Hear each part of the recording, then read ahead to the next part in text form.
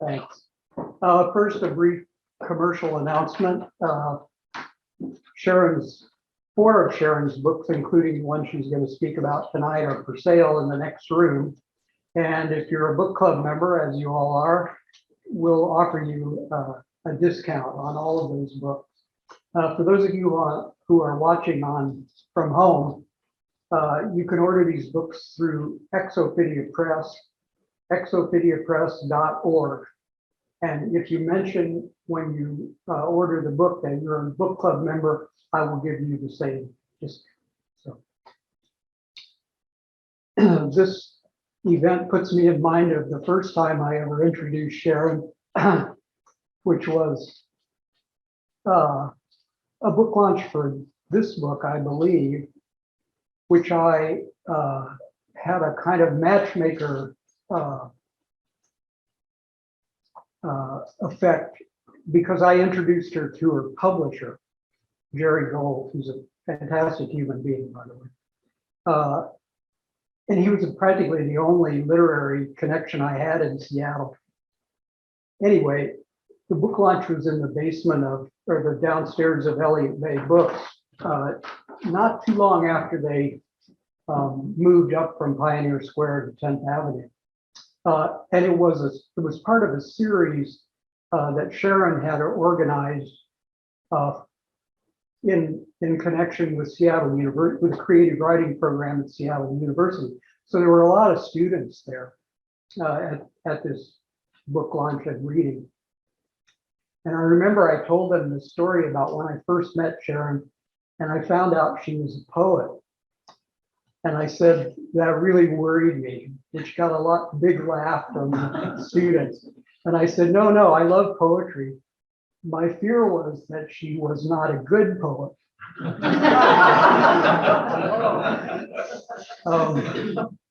Fortunately, she's a terrific poet. As the book that she's about to give a presentation on will demonstrate, it appears to have invented an entirely new hybrid genre using ephemera with poetry. And I also had some small role in bringing this book into existence too, because the book was sort of a reward offered by the publisher of Ex Ophidia Press, Gabriel Rummans, who some of you know, the famous hand press printer and printing historian. Because Sharon organized the book prize that he offered for many years. And so he said, in thanks for organizing the book contest for Ex Ophidia Press, I will publish your book. And so that's how that came into being. Anyway, without further ado, I'd like to introduce my wife, Sharon Cumberland.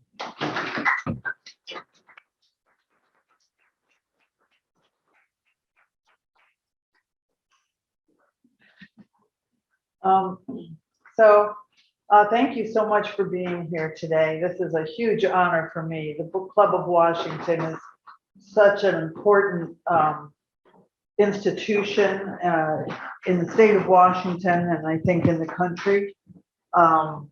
It's always a joy to present to an audience that's so knowledgeable about books, what it takes to bring one into the world. And so this one is ephemera as inspiration, and I'm very glad to be talking about that because I was really very inspired in writing this book by a set of letters that I found in the hoard that my dad had written in 1959. And I put on here that the book is designed by Gabriel Rummans. These are normal poetry books. This is Black Heron Press, as Jim has said, and they're beautiful books. And this is when you open a poetry book, this is generally what you see. Is very typical. Whereas this book, now mine's full of tabs, so it doesn't come with the fringe. it's such a large format, and it's because Gabrielle felt that the letters should be published along with the poems, because of the hybrid nature of. So it turned out to be this beautiful big book, and I'm very grateful both to Gabrielle and to my dear friend Joseph Benker at Seattle University, who designed the cover.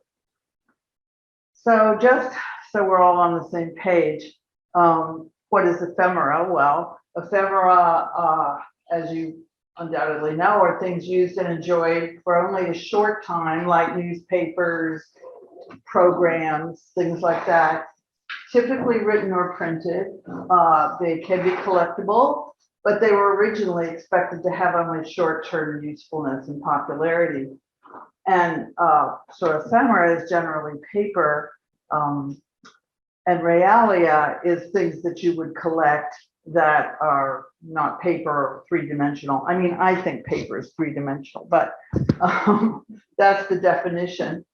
And the way I remember it is, your paper dolls are ephemera and your Barbie dolls are realia. And then, of course, if you're lucky, you collected something that's worth $12 million. This happened just this week. I put it in.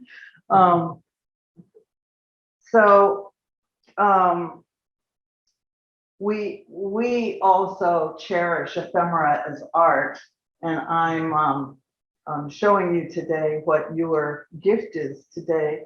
The annual gift. It's sideways, but the great way that Bonnie designed it is that it hangs this way, and it says the word ephemera this way, and then the poem. I was asked to write a very short little poem, which I did, and it's just so very beautiful, and it illustrates to a T what ephemera as art is. Oops, wait. I have to go back.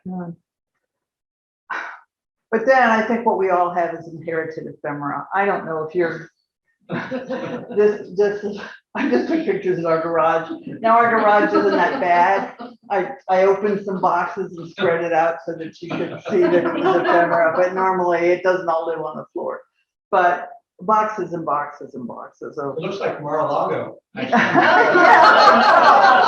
Yeah. Don't look at this box.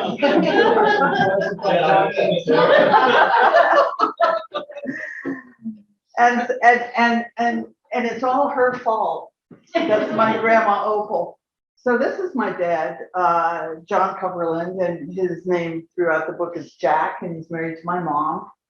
And this is their wedding day. Daddy graduated from the Naval Academy. He was in the class of 44, but they hastened them through in 1943 to get them into the war quickly. And so he graduated in the morning, he got married in the afternoon. He left for Jacksonville for training, and that was their honeymoon. And then he was off to the war. And so the book Found in a Letter is really about these two folks, because that's my grandpa Cumby, Cumberland Cumby, and that's his wife Opal, and she was so OCD. We didn't have the term OCD at that time, but she was the level that she would take her red nail polish and put initials on the juice glasses. I mean, when she moved to an assisted living and we had to clear her stuff, we would take things out of the drawers, and you'd be holding a pair of black gloves, and there would be a little piece of paper on top of it that said black gloves. And then you pick up the next thing, it would be white gloves. There'd be a little piece of paper on there that said white gloves. And so she was the one who collected every single letter anybody ever wrote, and if she could, she got the other side of it. I just took this box out because they were from the time Daddy went into the Naval Academy until the end of the war. I haven't even cut these strings. It's a rabbit hole I just will never go down, because I'm sure they're fantastically important. But I can't spend the rest of my life reading my dad's life. And so I let them be. And fortunately for me, well, I want to just show you this, how important they are. This, if you look at the date, you know, the war had only just ended, and Dad was on the USS Bristol that was steaming into Tokyo Bay. And so he still got the letter still is from Tokyo. It says the Bristol. It's very historic letter. Unfortunately for me, I have an archive. This is where being a poet has come in handy. I don't have an archive because I'm such a great poet, and I don't have an archive because I have these great letters. I have an archive because I keep journals, and I've been keeping journals since I was 14.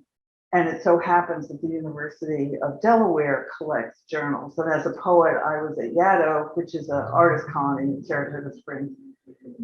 And the librarian there also, Susan Bridgeson, also turned out to be the provost of libraries at the University of Delaware. And she said, oh, could we collect your journals? This is like 30 years ago.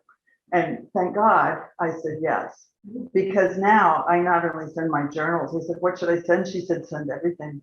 Send letters, send Christmas cards, send birthday cards, send, you know, ancestral letters, send everything. And so, oh, I can send them the hoard, which I'm working on. But why is this book about 1959? Well, it happens to be about instead of all the war, all the things they could be about. Well, in the year of 1959, Jack, my dad, was a Sloan Fellow at MIT. That's a one-year program they have for business people, and the Navy sent him to that program. But his dad, Cumby, was in Washington, D.C. in the hospital. My whole family on both sides is from Washington, D.C. And so he was not well. So for the 6 months of the year we were in Boston, they wrote to each other every single day. Of course, everybody wrote to everybody every day in those days anyway. So that's why we have these hoards. But I was in the 6th grade. Yes, that's me. And I was in the 6th grade. And so I was old enough to know what was really going on. So I got all these letters. I found this great collection. It's in this notebook because I sent all the letters to UDEL, not realizing that I couldn't get them back. Now, when, you know, once they're in an archive, that's it. But they offered to Xerox the whole thing and send it to me, but I didn't have the heart to ask for that. So I just worked for my own Xeroxes. I Xeroxed every letter, every envelope, every postcard. He wrote his letters on his old Naval Academy stationery. And so this is what I worked with during the years that I was writing this book. I didn't know it was going to be a book, but when Gabriel Romans, you know, offered to reward me for my efforts, you know, I hastened around to think of a book I could do. And so then for the next 3 years or so, I worked on actually pulling this together as a book. But I was old enough to read Dad's letters and understand his side of the story. And then I decided to take his voice as a more knowledgeable person and continue writing the poems. So what makes this, I think, a unique form, and I just gave the form that name last night. I've never tried to name it, but as I was working on this, I realized that's probably a really good name for what this is. I take Daddy's letter, I'll take a letter, and I write in his voice using excerpts from the letter. So Sharon is never speaking in this whole book. It's only my dad's voice. Now, my poetry group, the Greenwood Poets, we've been together for 20 years now. And we've worked together on our poems over all these years. And it did take them a while to catch on to the fact that Sharon is not speaking at any point in these poems. But they caught on, so it gave me hope that others would too. Jack is speaking through the span of his own life from the time he's 27 at MIT until he is in his 90s in Seattle. So Daddy lived to be 95. And so over the years that I was working on this, you know, he was looking back as a 90-year-old, as a 94-year-old. So in the poems. Some of the poems he stays 37, and in some of the poems, you know, he's looking back over a great span of years with newfound wisdom. So young Jack has the typical prejudices of a man in the Cold War period. And one of the things that makes this book not just a personal family account of a family, but I think it's very representative of an era, a time, and a place, particularly as females are treated, because our family has 3 kids, as you can see from the cover. And there's 1 boy, the oldest, my brother John, and then my sister Linda, who's in the room, and myself. We're the 2 girls, and our upbringing was very, very different from his. And that's something that's typical of this period of time in which we were growing. But old Jack knows how everything turned out, and old Jack is a little more enlightened. So some of the poems, you can see him looking back over his own self in the poetry. So in this scheme, direct excerpts from the letters are in italics, exactly as he wrote them. My poetry group, Greenwood Poets, kept trying to correct his spelling, and I said, no, you can't. It's part of his charm. He couldn't spell. He was very smart, couldn't spell. So it's exactly as he wrote them. And so the way I worked with my Xerox is I would just read these letters. And if I'd known how long it was going to take me and how much, I would have skipped faster forward. So you can't go back and do things over again. But I would just go through and put stickums next to things that I thought were really interesting or revealing. And so Gabo felt, and as did the first people who suggested this were in my poetry group, that the letters had to be published along with the poems. And so that's what we did. So I'm going to read you the first poem. I'm going to read you about 4 poems today. And just they're putting them up here so that you can just see where I stuck my 2 cents in. But it isn't me. It's my dad speaking using my knowledge. A funny thing happened Saturday while the family was out shopping and I was home studying. Now he's writing to his dad, and the letter itself, I'll just go back for 1 second and show you. The letter itself is, you know, paragraphs long, and this is where the poem that interested me began. This is where I thought this little story was interesting. The rest is just, you know, the plumber came one Saturday and blah, blah, blah. So, oops, wait a minute, I jumped forward too fast. So, and I gave the titles, but that's the real date that he wrote the letter. And everything in italics is what he wrote to his dad. A funny thing happened Saturday while the family was out shopping and I was home studying. I was reading Our Man in Havana when a little girl called who was babysitting over in Needham. We didn't know her. She just dialed a random number. This was back when you could do that, so few numbers, and most people with phones were middle-class folks with bedside tables, gossip benches, extensions in the kitchen. She couldn't contact the baby's mother, and her own mother was out, so she just called the number to ask for advice. She sounded like a baby herself, high-pitched little voice, like a cup full of tears, fearful she had done something terrible. I told her not to make the baby eat the spinach and to just give her the bottle and put her to bed. I could see the baby's face in my mind, screwed up like vinegar. Johnny and Linda and Sherry, all the same. They hated spinach, though oddly they all like it now. But not to worry because nothing was wrong. Babies are like rubber. They bounce right back up unless something deliberate happens, like those bad parents who beat their children. During the Depression, it was much more common.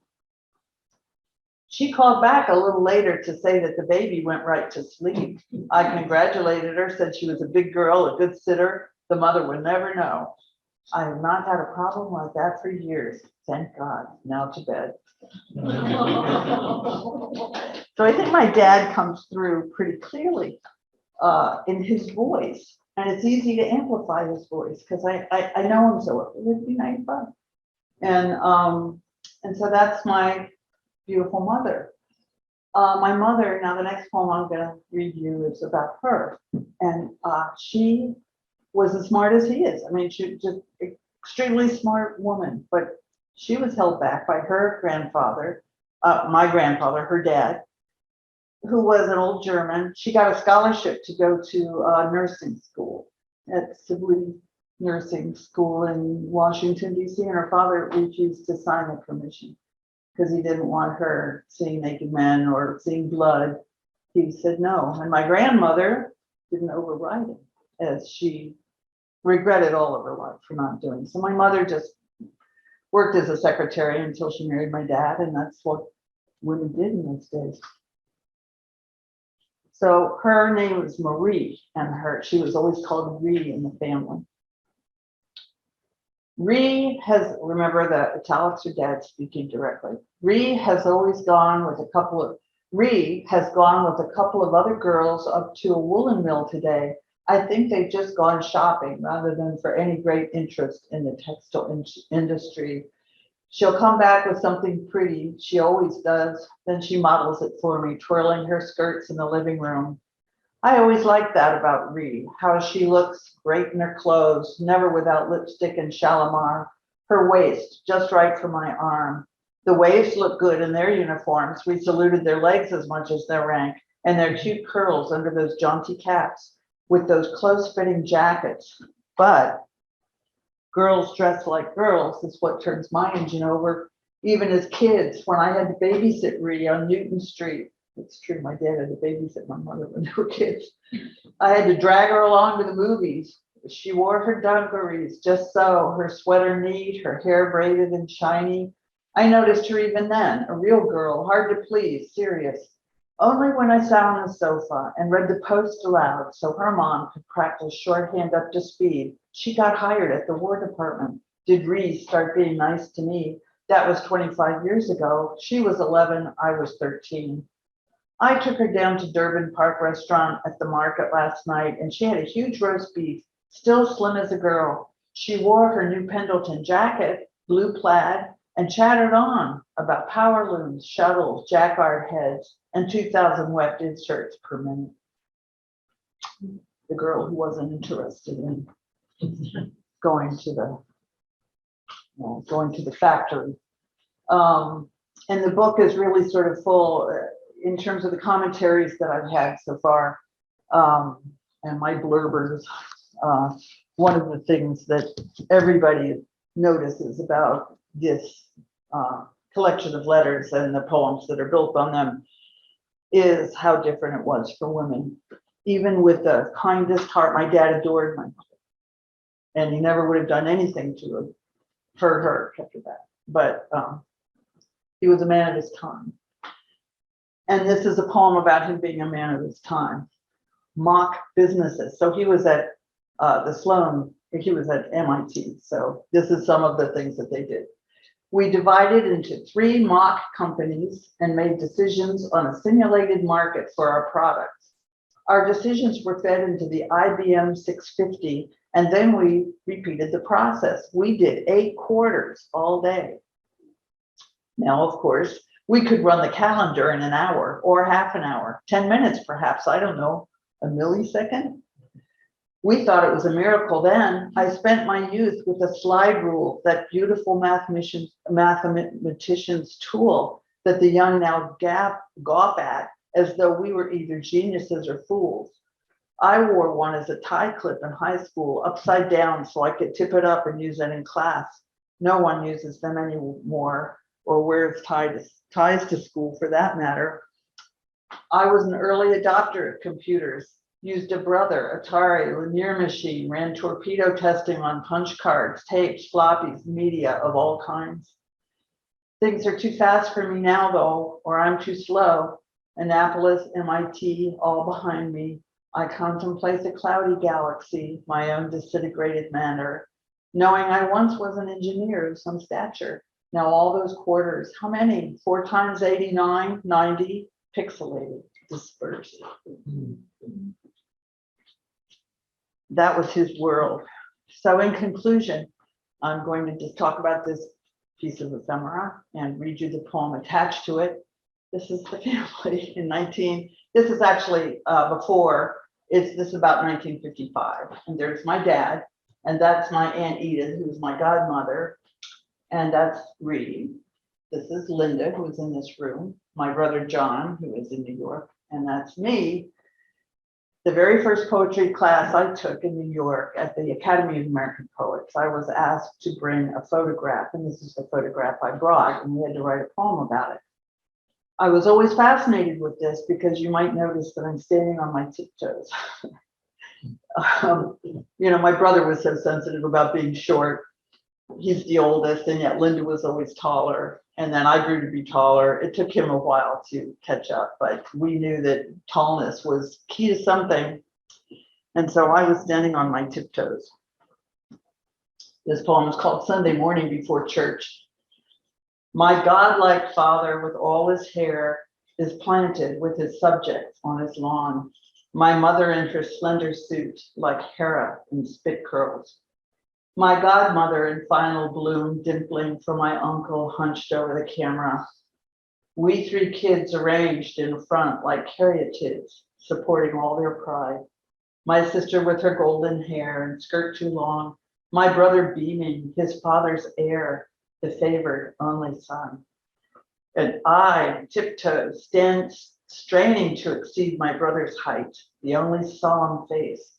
My intention drills the camera. Taller, smarter, taller, stronger, lovelier than Hera even, more solid than the god. So, that's the end of the slide. I thought I had one more clever little picture to show you, which was, let me just go back and see if I can get to it. Oh, too bad. Well, it was a picture of Jim and another one of your members at the Book Club of Washington display that I took like in 2009. It was a really cute picture, but it's on my computer. So if you want to see it, I'll set it up. But thank you very much for your attention.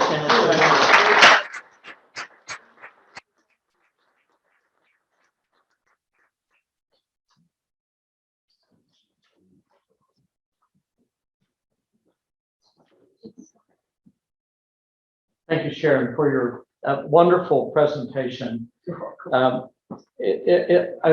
It's thrilling to be here at the start of a new genre, so this is great.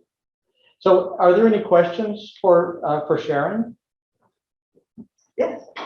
I'm interested in your journaling. You said you haven't gone back and looked at your journals? No, I have been planning to go back to, well, I've never actually been to the University of Delaware. And I am planning a trip because in one of the things I did that's recorded in my journals is that I went to live for a year at the Catholic Worker in New York City, and Dorothy Day was still alive. And Dorothy Day is up to sainthood now. And so I thought my journal might be an interesting thing. I never wanted to publish anything about the Catholic Worker because they had been exploited a great deal, people coming and writing a book, and it was just like, no, and I always said, no, I'll never do it. But now Jim and I went back to visit the Catholic Worker. The whole neighborhood has been gentrified.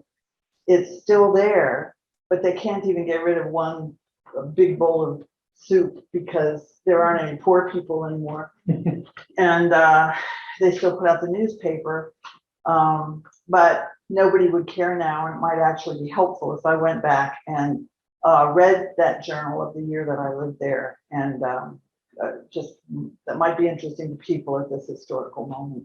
One of the things that I also kept the journal and went back and reread them, and one of the things I noticed was that when my life was boring and depressing, I wrote a lot in the journal. When my life was full and exciting, I didn't have time for it. So it's really interesting to go back and read that. I encourage you to do that because it will spark memories that you didn't put down. Yes, yes. And I think it would be very useful to. And since I still keep journals, I can go, wow, when I was 17, man. I think you're right. Are there any other questions? Yeah, I was wondering, how long did you work How long is my, How many years? oh gosh, how many years? Well, interestingly to me, the first poem I wrote based upon these letters, which didn't survive to get into the book, but I have a record that was in 2009. So it's really, and this came out in 2022, so it's been Oh, my. that. But the way poetry works is, though, it doesn't sound as grim as it appears to sound, because you've got many projects going at once. So at the same time I was working on this, I was working on, you know, my regular collections. I was working on, you know, that I'm still working on a bunch of things that are on a bunch of other subjects. You know, I'm working on, you know, Clara Barton poems. I'm working on a whole set of poems about the New Testament. You know, at any point, if somebody said to me, "Oh, Sharon, do you have a book that could be ready in a year or two?" I'd say, "Okay, which one can I pick up on?" So I picked up on this one just because my dad was still living. I could check things out with him. I thought it would honor him and the family. It got to be very interesting as I was reading about these built-in, you know, attitudes that had sort of been flowing through. I mean, just as a point of description, my brother went to a PhD program. He was under so much pressure that he dropped out and became a child care worker. He met his wife as a child care worker, and he had a very productive life that was very helpful to a lot of kids. But he turned his back entirely on the expectations. Whereas my sister and I both went off and got PhDs. And my sister, in particular, is a linguistic anthropologist and wrote the grammar of the Assiniboine language.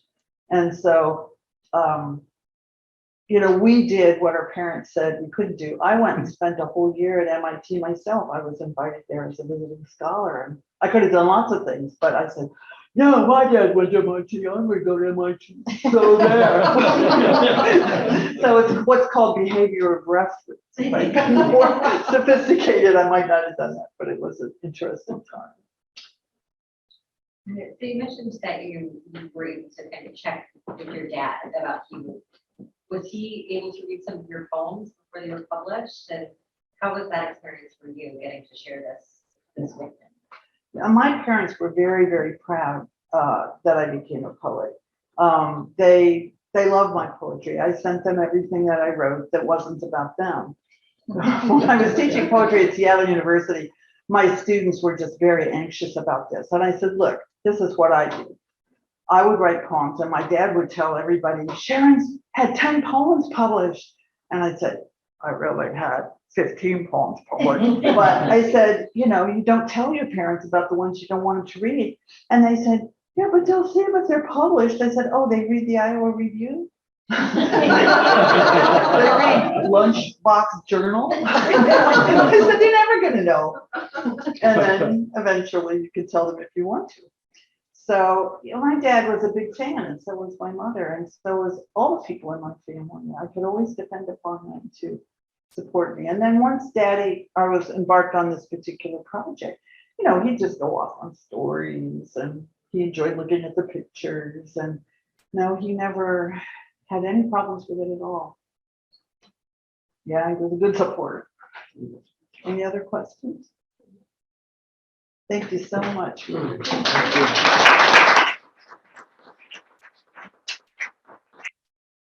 So any question or comments or questions for me, or, you know, for the good of the book club? Or bad. Please enjoy some light refreshments in the dining room. Signed, are the signed copies? Yes, they're all signed. There are copies of Sharon's book are available. You also notice Oh, in, not of the book. I will sign the books if they want it signed, but the memoir, the thing in the oh yes, the right, thing that okay, Bonnie right, made signed. right, that's right. So you will also notice there are a bunch of Heritage Press books that are laid out there. Those were donated to the book club by a friend of mine, and they're available for purchase at $15 each. So it's Heritage Press. You know, they're all illustrated. They're all in fine condition. The prospectus is laid in, so they're, and mostly unread. So he inherited those, so his wife did anyway. Also, I just wanted to show you the, for those of you who are members, this is the package I want you to take, and then let me know that you have them, because I will check you off the list, and you will not get one in the mail, all right? But so I've got the journal in here, current issue of the journal, and it's got an article by Bob Walls, among other things, who on indigenous book history of the Pacific Northwest, and so Linda and Bob worked at the same, or were involved with the same institute in Indiana. And Bob is retired and is now out here in Edmonds. But you told me you didn't really know him, but you will shortly. The American Indian Studies Research Institute. Yeah, Absolutely. I'm Yeah. gonna get in touch right away. And so he's got a wonderful article in here about that. And then here is Bonnie's keepsake, which you saw it this way, but here it is, with a marvelous poem. So the poems, we wanted to have something that reflected Sharon and her book, but the poems in the book were too long. And so Bonnie said, well, geez, I just go, wait, because they want us to have something that can be mailed, etc. So she said, so is it in a day? But she wrote this poem. So it's wonderful. You'll see, you'll read it. Pardon? How did Sharon ever read Why it? don't you read it? Yes, please. Please do. Thank you. There's the teacher back there, right? It's called ephemera. The paper we collect or fabricate is made for art and wisdom's sake.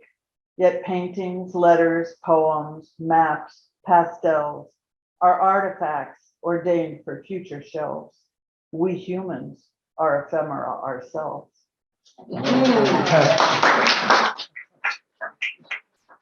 So I want to thank you all for coming, and thank you all on Zoom. The meeting is adjourned.